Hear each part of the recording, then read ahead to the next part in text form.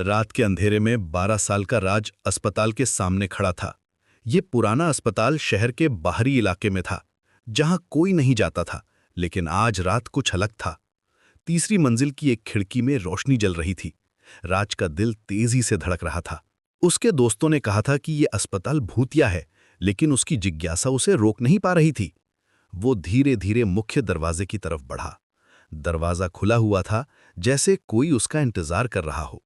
अंदर का माहौल बेहद डरावना था।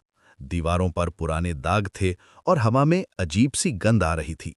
राज ने सीढ़ियां चढ़ीं, हर कदम पर फर्श की आवाज गूंज रही थी। तीसरी मंजिल पहुंचकर वो उस कमरे के सामने खड़ा हो गया जहां रोशनी थी। दरवाजा धीरे से खोलकर राज अंदर झांका। बिस्तर पर एक मरीज लेटा हुआ था। जब राज ने उसका चेहरा देखा तो उसकी सांस रुक गई। वो मरीज बिल्कुल उसी की तरह दिख रहा था। वही चेहरा, वही बाल, वही आंखें। ये कैसे हो सकता था? डर के मारे राज तुरंत वहां से भागा और दूसरे कमरे में घुस गया। यहां भी एक आदमी बिस्तर पर लेटा था, लेकिन ये कोई और था। अचानक उस आदमी ने अपनी आंखें खोलीं। उसकी आंखें लाल थीं और उसके चेहरे पर एक भयानक मुस्कान थी। तुम यहां क्या कर रहे हो? आदमी ने धीमी डरावनी आवाज में कहा। राज चीखा और भागने लगा। वो आदमी बिस्तर से उठा और उसका पीछा करने लगा। राज की सांस फूल रही थी, उसके पैर कांप रहे थे।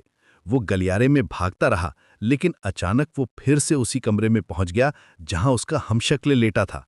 लेकिन अब वहां कुछ और भी था। एक छोटी लड़की कुर्सी पर बैठी थी, उसकी पीठ राज की तरफ थी। पापा, आप वापस आ गए। राज का दिमाग घूम गया। ये लड़की उसे पापा कह रही थी, लेकिन वो तो सिर्फ 12 साल का था। कैसे उसकी बेटी हो सकती है? पीछे से वो आदमी अभी भी आ रहा था। राज ने खिड़की की तरफ देखा। 3 मंजिल नीचे कूदना खतरनाक था, लेकिन यहां रुकना और भी खतरनाक लगा। राज ने अपने आप से कहा, यह सब सच नहीं हो सकता, लेकिन डर इतना असली था कि उसका पूरा शरीर कांप रहा था। अचानक वो आदमी कमरे में आ गया। उसके हाथ में कुछ चमकदार था। राज ने आखिरी बार हिम्मत जुटाई और खिड़की की तरफ दौड़ा। जैसे ही वो कूदने वाला था, उसकी आंख खुली।